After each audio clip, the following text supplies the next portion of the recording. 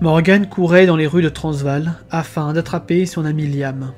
Ce dernier était toujours le plus rapide quand il jouait à chat. Malheureusement, le petit rouquin tourna dans une mauvaise ruelle et réussit à se perdre. Il commença à paniquer. Les larmes lui montaient au visage.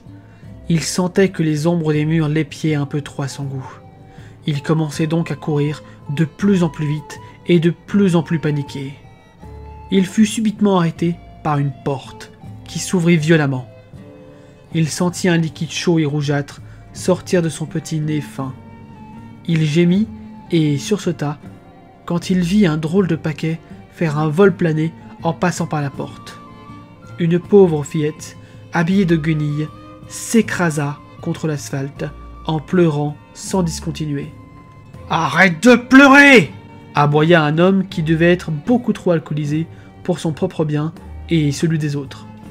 En effet, Morgan pouvait sentir les effluves d'alcool alors que son nez n'était même pas tout à fait opérationnel. Heureusement pour les enfants, la porte se referma prestement. Le petit rouquin se dirigea vers la fillette d'à peine 4 ans. « Ça va ? Tu ne t'es pas fait mal ? Comment tu t'appelles ? Pourquoi tu voles à travers les portes ?» interrogea le rouquin de 6 ans en essayant de la faire sourire. Bombardée de toutes ces questions, elle se remit soudainement à pleurer de plus en plus. Ses mains calleuses séchaient des yeux si rouges qu'on aurait pu imaginer qu'elle n'avait jamais cessé de pleurer depuis le jour de sa naissance. Elle gesticulait dans tous les sens, surtout quand Morgan s'approchait trop près. Ses cheveux bruns, en bataille, auraient pu se vanter d'être une reproduction d'une ancienne forêt primaire, tellement ils étaient sales et fourmillaient de poux. Ses pieds, nus, saignaient à force de marcher sur la roche des pavés brûlants. Bref, son état physique était misérable. Le jeune rouquin paniquait un petit peu aussi, ne sachant comment réagir. Le manège dura encore plusieurs longues minutes. Soudain, une idée vint frapper Morgan.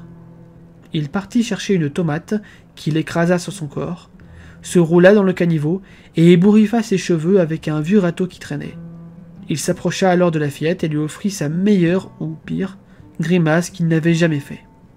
La petite s'arrêta un instant, interloquée par le drôle de bonhomme devant elle, et finit par esquisser un demi-sourire. « Tu vois, je suis comme toi maintenant !» Il lui tendit alors la main. Elle ne comprit pas trop ce qu'il attendait.